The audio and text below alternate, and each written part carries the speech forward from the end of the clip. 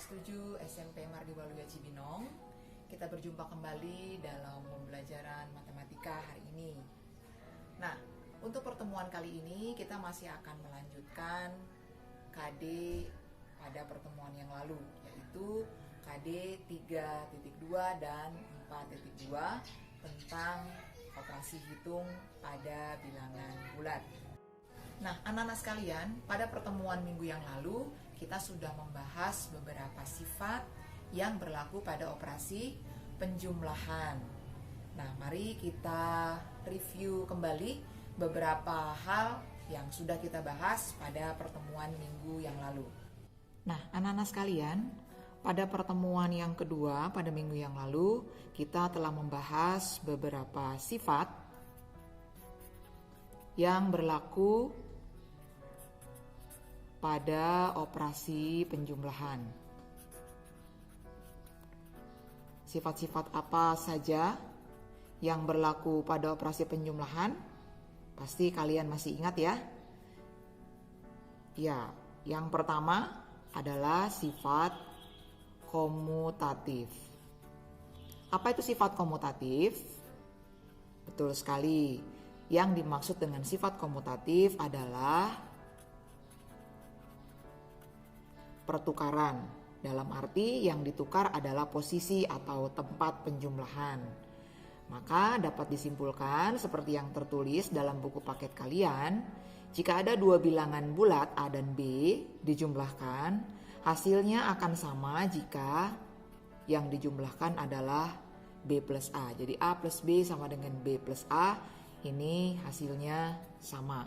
Jadi pertukaran tempat atau pertukaran posisi penjumlahan tidak mempengaruhi hasil, gitu ya. Oke, kemudian yang kedua sifat apa? Betul sekali, sifat asosiatif. Apa itu sifat asosiatif, anak-anak? Iya, sifat pengelompokan. Nah, pada sifat pengelompokan, minimal yang kita jumlahkan adalah 3 bilangan. Misalkan 3 bilangan yang dimaksud adalah A plus B plus C. Maka kita akan membuat pengelompokan yang berbeda. Misalkan A plus B kita hitung lebih dulu, baru dijumlahkan dengan C. Ini hasilnya akan sama dengan A plus B dan C yang kita kelompokkan.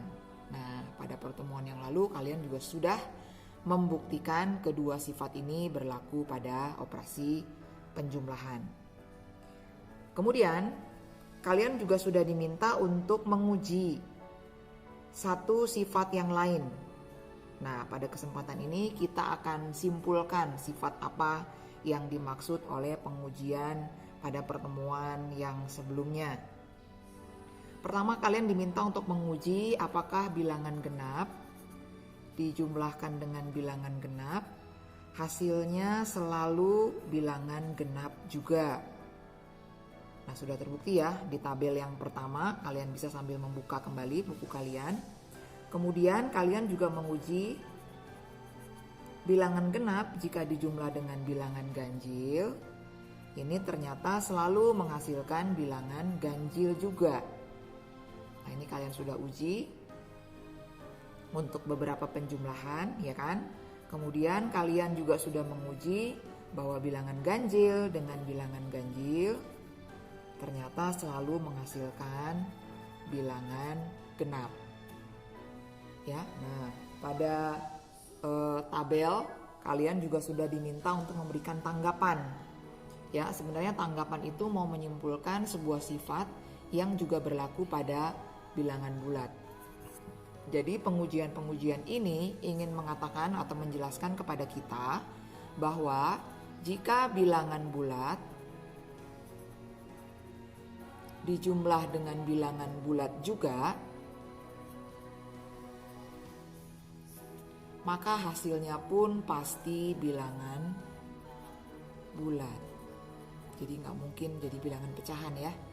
Jadi bilangan bulat ditambah dengan bilangan bulat tetap menghasilkan bilangan bulat, gitu ya. Jadi ini anggaplah bilangan bulat yang genap dijumlahkan dengan bilangan bulat yang genap, hasilnya pun tetap bilangan bulat.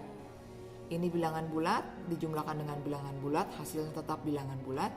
bilangan bulat ganjil dijumlahkan, hasilnya juga tetap bilangan bulat.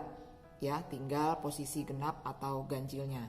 Nah, sebenarnya pengujian ini ingin menjelaskan bahwa pada penjumlahan berlaku yang namanya sifat tertutup. Ya, jadi sifat tertutup adalah sifat di mana ketika kita menjumlahkan bilangan bulat dengan bilangan bulat, hasilnya tetap bilangan bulat. Jadi tidak menjadi bilangan pecahan. Seperti itu ya. Jadi yang dimaksud dengan sifat tertutup adalah jika bilangan bulat dijumlahkan dengan bilangan bulat, hasilnya pun tetap bilangan bulat ya, tidak menjadi jenis bilangan yang lain. Jadi ini kita simpulkan menjadi sifat yang ketiga ya. Yang pertama komutatif, yang kedua asosiatif, dan yang ketiga sifat tertutup. Nah, anak-anak, pada kesempatan kali ini Ibu akan menjelaskan ada dua sifat lain yang sebenarnya berlaku pada operasi penjumlahan. Nah, ini di buku kalian mungkin tidak dibahas ya. Jadi kalian bisa sambil mencatat di buku catatan kalian bahwa pada penjumlahan ada yang namanya unsur identitas. Unsur identitas pada penjumlahan itu adalah bilangan 0. Jadi identitas pada operasi penjumlahan adalah bilangan 0. Kenapa identitas pada penjumlahan adalah bilangan 0? Karena jika misalkan A itu bilangan bulat, kita jumlahkan dengan 0, atau 0 kita jumlahkan dengan sebuah bilangan bulat, ini hasilnya tetap bilangan bulat tersebut. Jadi penjumlahan 0 ya, penjumlahan angka 0 terhadap bilangan bulat ya, penjumlahan angka 0 terhadap bilangan bulat itu tidak mempengaruhi nilai dari bilangan bulat tersebut. Contoh misalkan bilangan bulat yang kita ambil 5. Nah, 5 kita jumlahkan dengan identitas 0 ataupun 0 kita jumlahkan dengan 5, ini hasilnya tetap 5. Jadi penjumlahan dengan 0 tidak mempengaruhi atau tidak mengubah hasil atau nilai dari bilangan bulat yang kita jumlahkan. Ya, ini juga berlaku pada bilangan negatif. Negatif 3 misalkan dijumlah dengan identitas 0 atau 0 dijumlah dengan negatif 3, ini penulisannya harus seperti ini ya. Ini tetap nilainya negatif 3. Jadi penjumlahan dengan bilangan 0 terhadap sebuah bilangan bulat ya tidak mengubah hasil atau bilangan bulat tersebut nilainya tetap sama. Ya, jadi sekali lagi Ibu tegaskan sifat keempat yang berlaku pada operasi penjumlahan adalah penjumlahan memiliki sifat identitas yaitu 0. Identitas pada penjumlahan adalah bilangan 0. Nah, jika sebuah operasi berlaku sifat identitas, maka terdapat yang disebut dengan inverse. Ini inverse boleh kita pahami sebagai lawan atau kebalikan.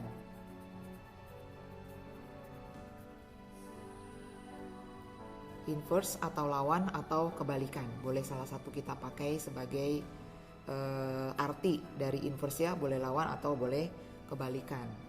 Nah, inverse untuk bilangan bulat A ya, inverse dari bilangan bulat A atau kebalikan dari bilangan bulat A, lawan dari bilangan bulat A adalah negatif A. Kemudian inverse atau lawan dari negatif A adalah negatif dari negatif A ini menjadi positif A. Ini ada perkalian tanda ya. Mudah-mudahan kalian di SD sudah pernah dijelaskan tentang adanya perkalian tanda. Jadi negatif dikali dengan negatif hasilnya positif. Ya, jadi inverse atau kebalikan itu adalah dengan menambahkan tanda negatif pada bilangan bulat tersebut. Jadi inverse dari positif A adalah negatif A, sedangkan inverse dari negatif A adalah negatif dari negatif A tersebut sehingga menjadi positif A. Contoh, misalkan negatif inverse dari 4 adalah berapa anak-anak? Betul, negatif 4 ya. Misalkan inverse dari negatif 7 adalah negatif dari negatif 7 menjadi positif 7. Nah, itu adalah inverse. Nah, untuk sifat yang keempat dan kelima ini sebenarnya adalah sifat yang saling berkaitan. Kenapa disebut saling berkaitan? Karena antara inverse dan identitas itu berlaku sebuah bilangan dijumlahkan dengan inverse-nya, ya, katakanlah ini bilangan bulat, ini inverse-nya, bilangan bulatnya A, inverse-nya negatif A. Ini berlaku hasilnya sama dengan 0, yaitu unsur identitas. Ya, jadi sebuah bilangan dijumlahkan dengan inverse-nya atau dengan lawannya, dengan kebalikannya, hasilnya adalah identitas, yaitu 0 tadi, sifat yang keempat ya. Contoh misalnya 6 dijumlahkan dengan inverse dari 6, yaitu min 6 atau negatif 6, ini hasilnya adalah 0. Ya, contoh lain misalnya negatif 8 dijumlahkan dengan inverse dari negatif 8, yaitu positif 8, ini pun hasilnya 0. Jadi ini bilangan bulatnya, ini ya bilangan bulatnya, ini inverse-nya atau lawannya, ini menjadi identitas. Gitu ya anak-anak. Itu adalah sifat-sifat yang berlaku pada operasi penjumlahan. Anak-anak sekalian, bagaimana dengan sifat yang berlaku pada operasi pengurangan? Apakah operasi pengurangan memiliki sifat-sifat yang sama seperti yang dimiliki oleh operasi penjumlahan? Tadi kita sudah daftarkan ya, pada operasi penjumlahan itu berlaku ada 5 sifat. Kita sudah buktikan ya kelima sifat tadi. Komutatif, kemudian sifat yang kedua asosiatif, sifat yang ketiga yaitu sifat tertutup, sifat yang keempat memiliki unsur identitas, dan sifat yang kelima adalah memiliki inverse atau lawan atau kebalikan. Nah, untuk operasi pengurangan ini akan menjadi tugas kalian. Ya, jadi kalian ibu beri tugas.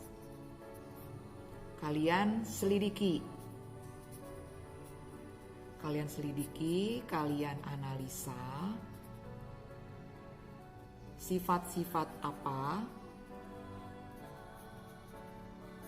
yang berlaku pada operasi pengurangan.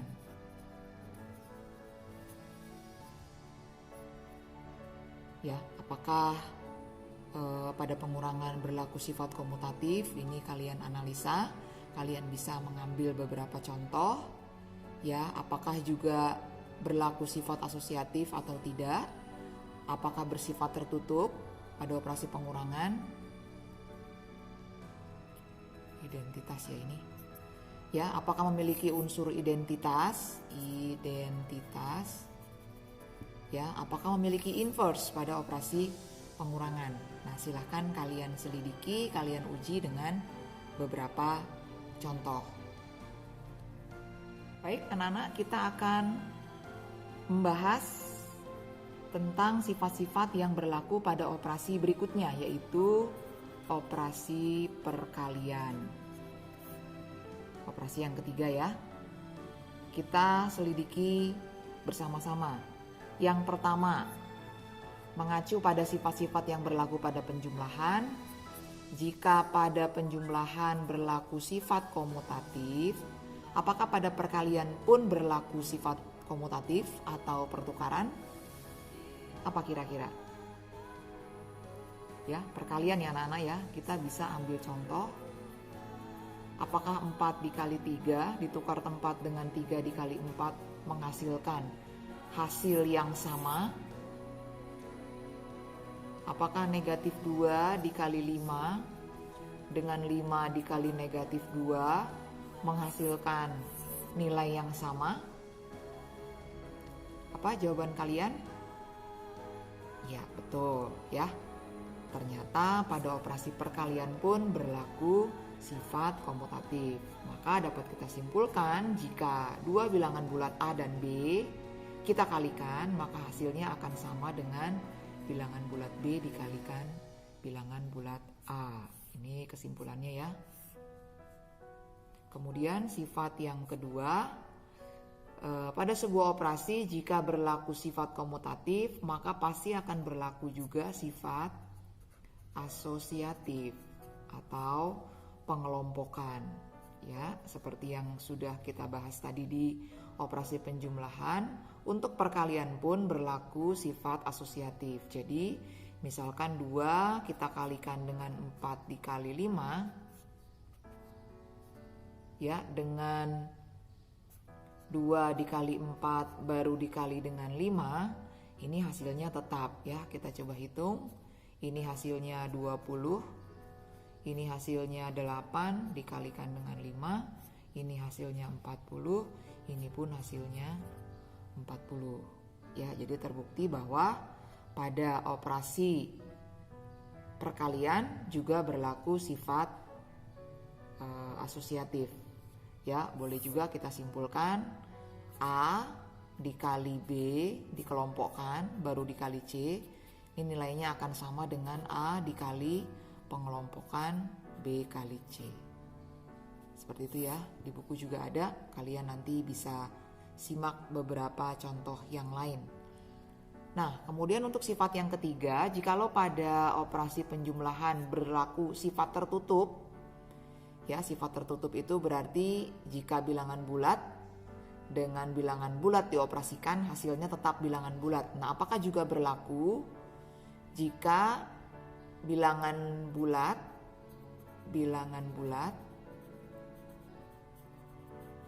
dikalikan dengan bilangan bulat juga, hasilnya pun tetap bilangan bulat. Bilangan bulat, dia tidak akan menjadi bilangan pecahan. Bagaimana menurut kalian? Ya, ini sifat tertutup ya. Apakah berlaku untuk perkalian? Coba kita ambil beberapa contoh. Kalian kalikan, misalkan 3 kita kalikan dengan 6. Bilangan bulat dikalikan dengan bilangan bulat, hasilnya 18. 18 pun bilangan bulat.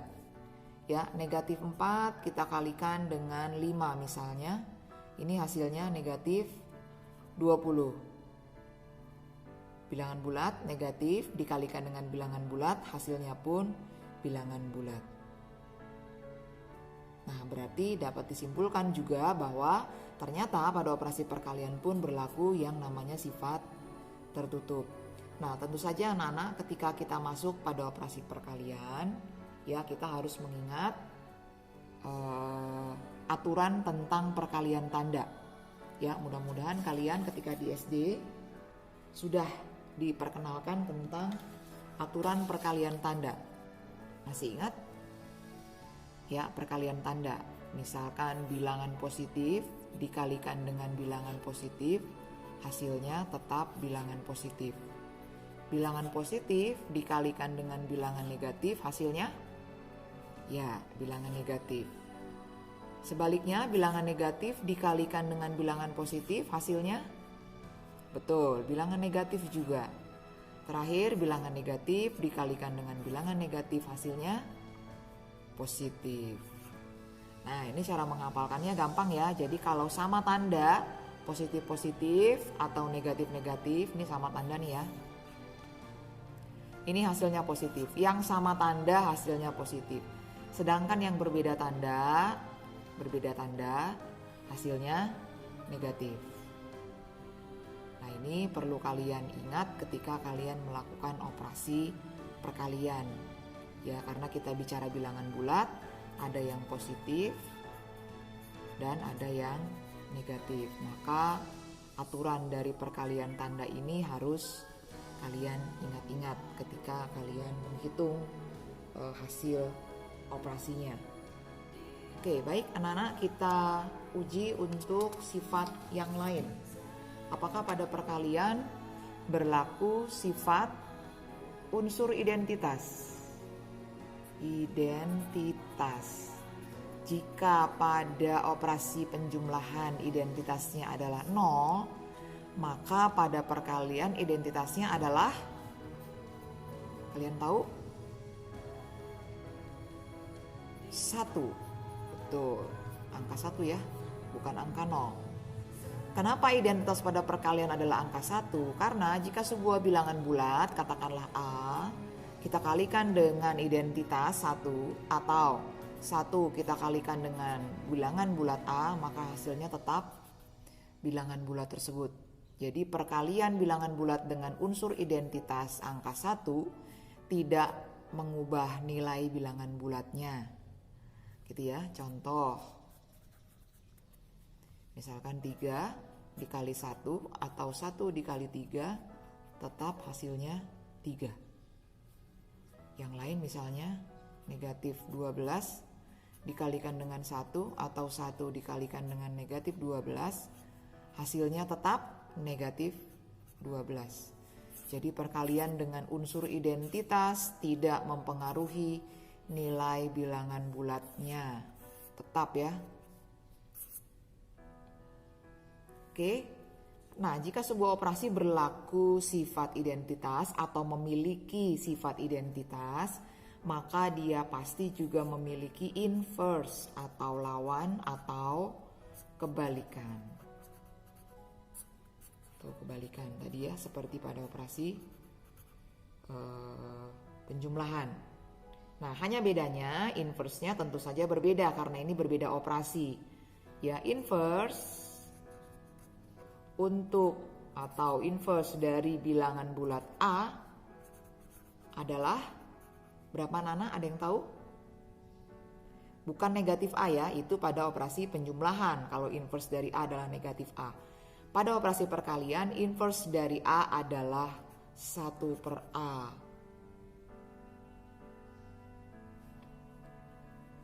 Kemudian inverse dari misalkan bilangan yang bulat negatif B misalkan, ini adalah negatif 1 per B.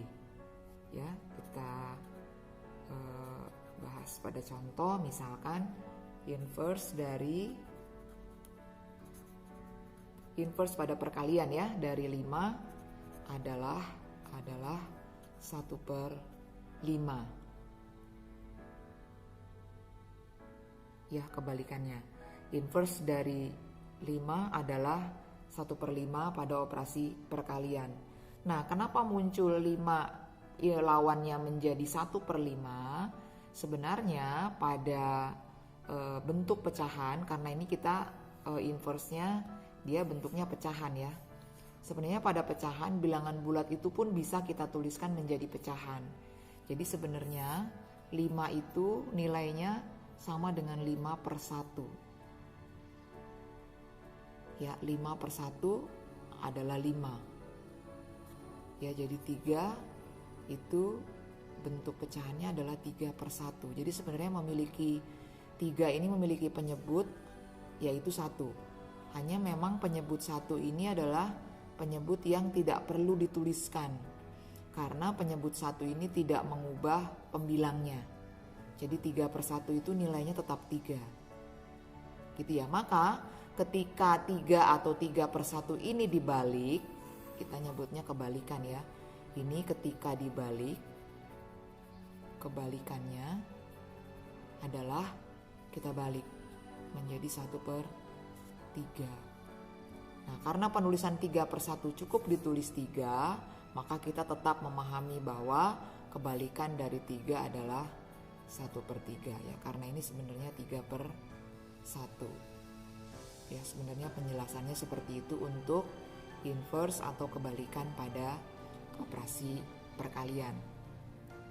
Nah, kita sudah membahas ya, ternyata operasi penjumlahan dan operasi perkalian itu memiliki 5 sifat yang sama. Kelima sifatnya sama pada operasinya masing-masing. Nah, bagaimana dengan operasi pembagian maksud Ibu? Ya. Nah, ini adalah tugas kalian berikutnya. Tadi tugas kalian menyelidiki atau menguji sifat apa yang berlaku pada operasi pengurangan. Maka tugas yang kedua adalah kalian uji, ya, kalian selidiki, kalian analisa sifat apa yang berlaku pada operasi pembagian. Ya, kalian uji apakah pada pembagian berlaku sifat komutatif, apakah pada pembagian berlaku sifat asosiatif, apakah pada pembagian memiliki unsur identitas dan lain sebagainya ya. Jadi dari kelima sifat yang ada, ya, kalian selidiki dan kalian analisa satu persatu. Apakah memiliki sifat-sifat yang sama ataukah tidak? Bisa memiliki, bisa juga tidak. Nah, itu perlu diuji ya. Perlu kalian ambil beberapa contoh seperti yang kita sudah bahas pada operasi penjumlahan dan perkalian.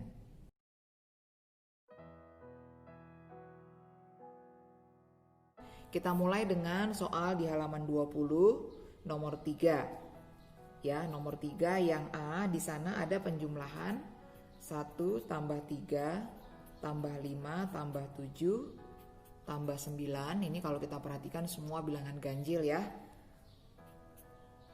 Ditambah dan seterusnya, dalam arti ini bilangan ganjil yang lain setelah 9 ya, 11, 13 dan seterusnya. Sampai terakhir kalau di sana cuma ditulis 99 ya, ini Ibu tulis beberapa bilangan ganjil sebelumnya, yaitu 95, 97 dan 99. Ya, supaya terlihat beberapa bilangan ganjil sebelum 99. Nah, ini sebenarnya adalah kalian diminta untuk menjumlahkan semua bilangan ganjil yang ada pada angka 1 sampai dengan 100. Ya, tapi yang diambil hanya bilangan ganjilnya saja. Ya, jadi dari angka 1 sampai angka 100 itu kan ada yang ganjil, ada yang genap. Ya, sekian banyak bilangan. Nah, ini adalah menjumlahkan semua bilangan ganjil yang ada di antara angka ini, gitu ya, dari 1 sampai 100. Nah, tentu saja kita tidak menjawab soal ini dengan menjumlahkan satu persatu ya. Jadi misalnya 1 tambah 3, 4, baru 4-nya ini ditambahkan 5 jadi 9. 9-nya ditambahkan 7 jadi 16, 16-nya ditambahkan 9 jadi 25. Terus menambahkan, tidak seperti itu. Tapi karena kita sudah mempelajari sifat pada penjumlahan, maka kita manfaatkan, kita pakai sifatnya untuk memudahkan kita menghitung penjumlahan seperti ini. Nah, kemarin sudah ada di contoh 1.7 ya, satu contoh bagaimana penerapan dari sifat asosiatif pada penjumlahan.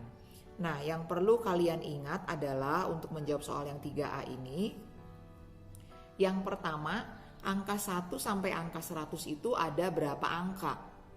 Ya, kalau kita hitung semua atau kita daftarkan semua angka 1 sampai dengan angka 100, itu kan ada 100 bilangan atau 100 angka. Ya, 100 angka. Banyaknya, yaitu angka 1 sampai dengan angka 100. Tapi yang 100 angka ini pasti terdiri dari ada yang ganjil, ada juga yang genap. Nah, karena bilangan ganjil dan bilangan genap itu selang-seling, ini kan di sini 2 ya. Berarti di sini 4 gitu kan. Jadi 1 2 3 4, 5 pasti 6, 7 kemudian 8 dan seterusnya. Ya, karena ini bentuknya selang-seling gitu ya, bedanya hanya 1 sedangkan yang ganjil saja bedanya 2 ya. Berarti banyaknya bilangan ganjil dan banyaknya bilangan genap itu sama.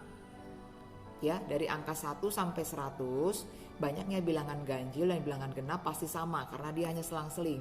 Maka berarti bilangan ganjilnya ada berapa bilangan anak-anak? Betul, ada 50 angka atau 50 bilangan, ya kan? Yang genap pun ada 50 angka. Ya, jadi 1, 3, 5, 7, 9 dan seterusnya sampai 95, 97, 99 terakhir. Ya, itu ada 50 angka ganjil dan ada 50 juga angka genap. Ya, 50 angka ganjil. Nah, karena ada 50 angka ganjil, ya berarti ada 50 angka nih. Dari ini angka pertama, ini angka yang ke-50 berarti. Ya, ini angka yang ke-50. Ini angka yang pertama, angka 1. Nah, karena asosiatif yang kita gunakan atau kita pakai, kita manfaatkan untuk menjawab soal ini, kemarin sudah dijelaskan bahwa kita mengelompokkan atau memasangkan. Nah, coba kalian pilih pasangan. Ya, apakah pasangan-pasangan yang kalian pasangkan itu memiliki jumlah yang sama?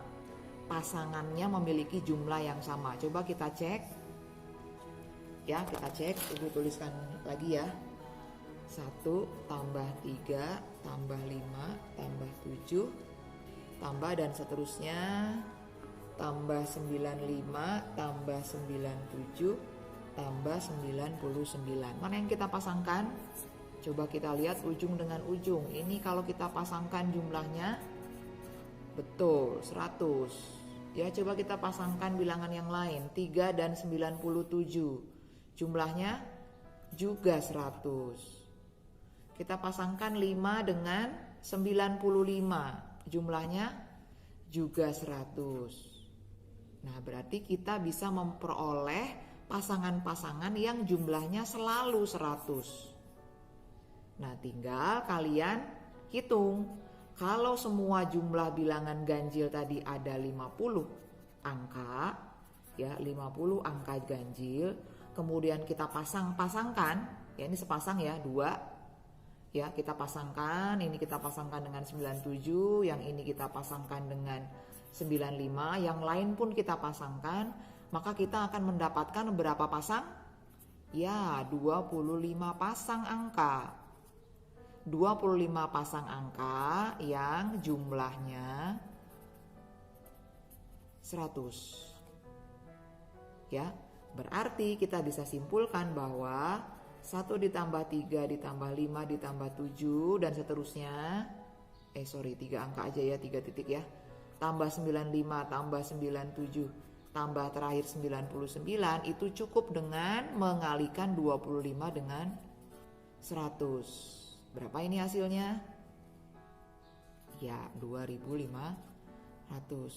Ya, jadi penjumlahan ini hasilnya adalah 2500. Kita nggak perlu menjumlahkan terus ya.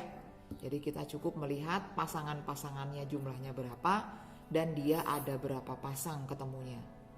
Nah, itu untuk yang nomor 3A. Gimana jawaban kalian? Apakah betul?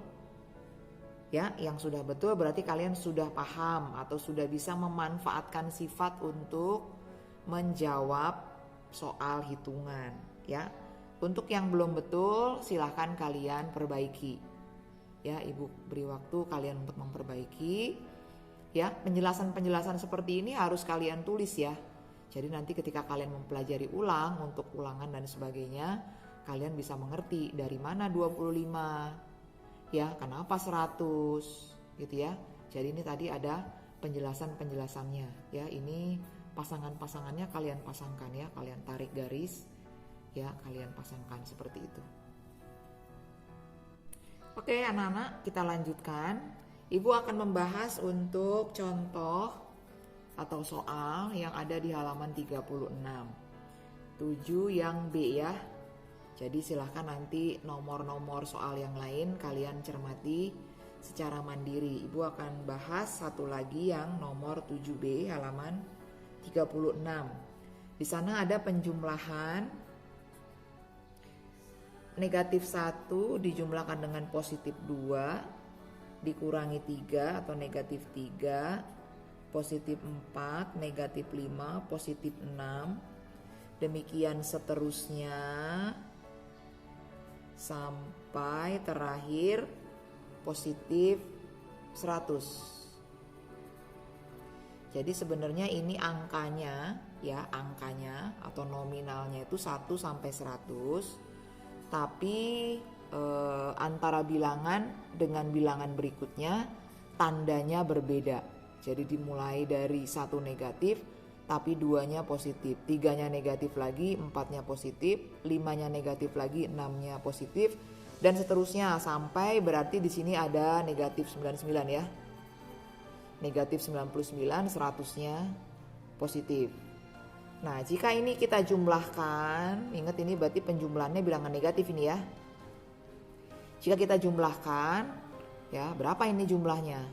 Nah, tentu saja kita harus memanfaatkan sifat asosiatif. Kita kelompokkan, kita pasangkan. Nah, menurut kalian mana ini pasangan yang mudah?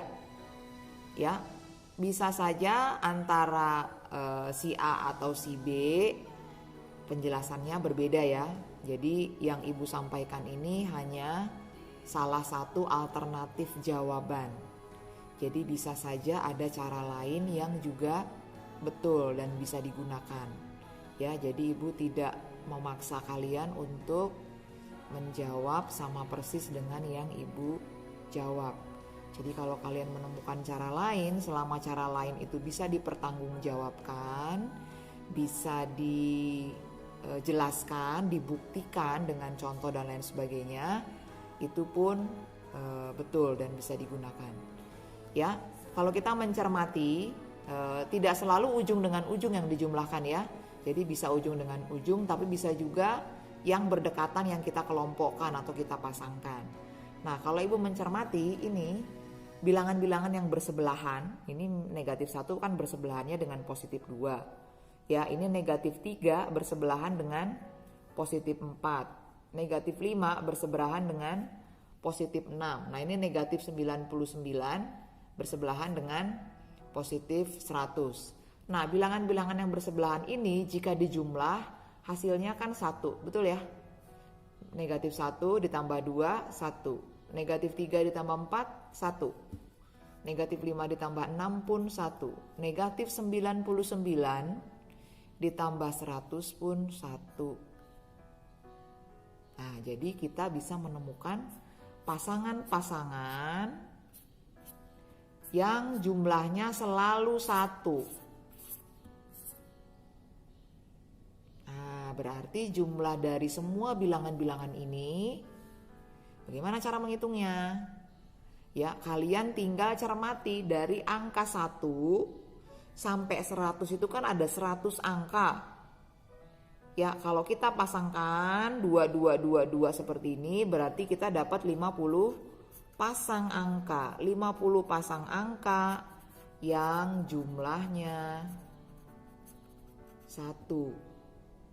Ya, maka negatif 1 ditambah 2, negatif 3 ditambah 4, negatif 5 ditambah 6, negatif dan seterusnya, negatif 99 ditambah 100, ini cukup dengan mengalikan 50 dengan 1. Hasilnya 50. Itu anak-anak ya, jadi kita tidak perlu jumlahin dan tuliskan semuanya ya sampai buku kita mungkin habis berlembar-lembar. Ya, tapi dengan pengelompokan ya kita bisa melihat bahwa kita ketemu kelompok-kelompok yang jumlahnya selalu sama. Nah, tinggal kita lihat kelompok atau pasangan itu ada berapa pasang, tinggal kita kalikan. Jadi 50 ini tadi 50 pasang ya. 50 pasang angka yang jumlahnya selalu 1. Oke, jadi jumlah dari atau jawaban dari 7B ini adalah 50. Nah, apakah jawaban kalian sudah tepat?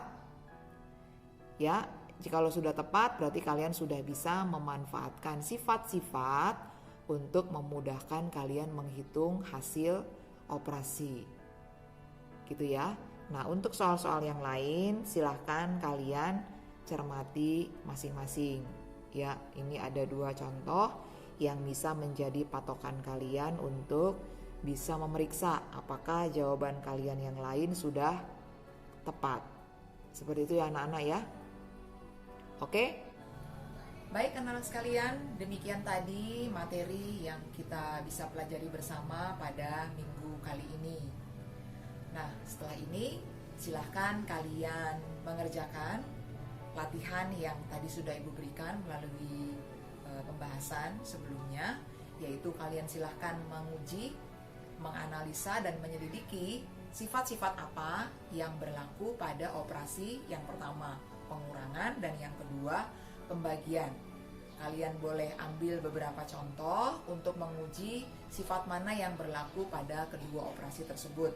Apakah berlaku seluruhnya dari kelima sifat yang ada, atau hanya beberapa sifat saja, atau bahkan mungkin tidak ada sifat yang berlaku pada operasi pengurangan maupun operasi pembagian. Nah, tentu saja sifat apa yang berlaku pada kedua operasi tersebut kalian harus menyelidiki melalui beberapa contoh. Kalian bisa mengambil beberapa bilangan bulat untuk menguji sifat-sifat yang berlaku pada operasi pengurangan maupun operasi pembagian. Jadi setelah ini silahkan kalian mengerjakan latihan tersebut di buku praktik kalian masing-masing. Nanti di penghujung pembelajaran kita akan membahas bersama apa sifat yang sebenarnya berlaku pada operasi pembagian maupun operasi pengurangan. Oke anak-anak, selamat berlatih, selamat mengerjakan, tetap semangat, Tuhan memberkati.